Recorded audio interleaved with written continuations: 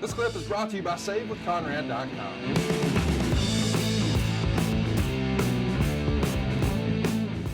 Jim, I got to ask, you're on play-by-play here with Vince, and we all know the stories how Vince notoriously, when he's not on the mic, he's usually in you or the King or whoever is on commentary in your ear. You're right. When you're calling with him, is somebody who's in your ear in that, for instance? Is there anybody in your ear? Not at all. There you go. So you would like to be calling beside Vince then, I guess, right? Oh, absolutely. I had a good time. Vince is very good, and we had good chemistry, I thought. Mm-hmm. But yeah, I would have.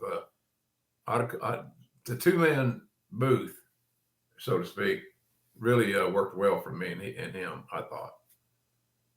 But that's a story. And the other thing that tips it off, it was done kind of last minute.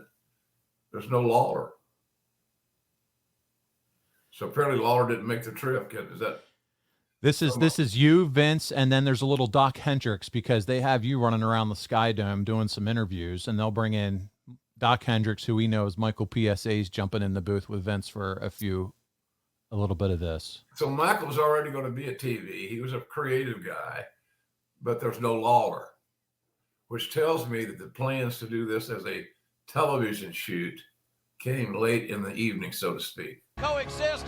We're not telling you we may have that match. We will definitely have that no-holds-barred matchup in its entirety right here tonight. And it's not anything that we're going to bait and switch and promise you, well, we may have this, we may have that. No, folks, you've got it tonight. From Sky Dome in Toronto, Ahmed and The Undertaker. I was hoping we would catch one of those. So he's done that. Vince has said that already a few times on this show in reference to WCW, the whole, we're not going to bait and switch you. Oh.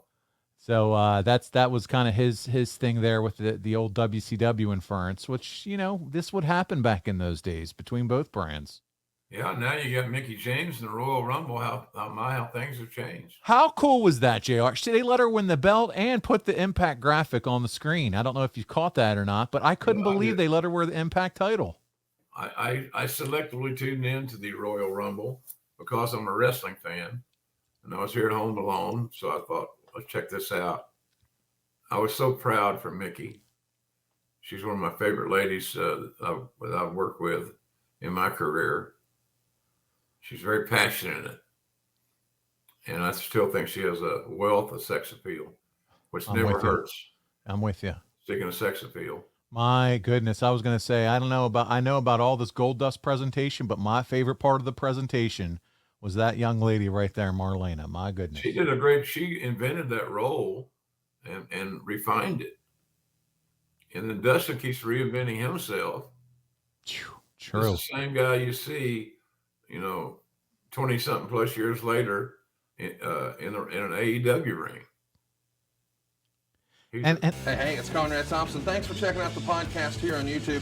Be sure to hit the subscribe button and the notifications bell so you're going to notice anytime we upload some new content. And go save yourself some money right now. If you're in a 30-year loan or you have credit card debt, it's not a matter of if I can save you money. It's a matter of how much. Find out right now for free at SaveWithConrad.com.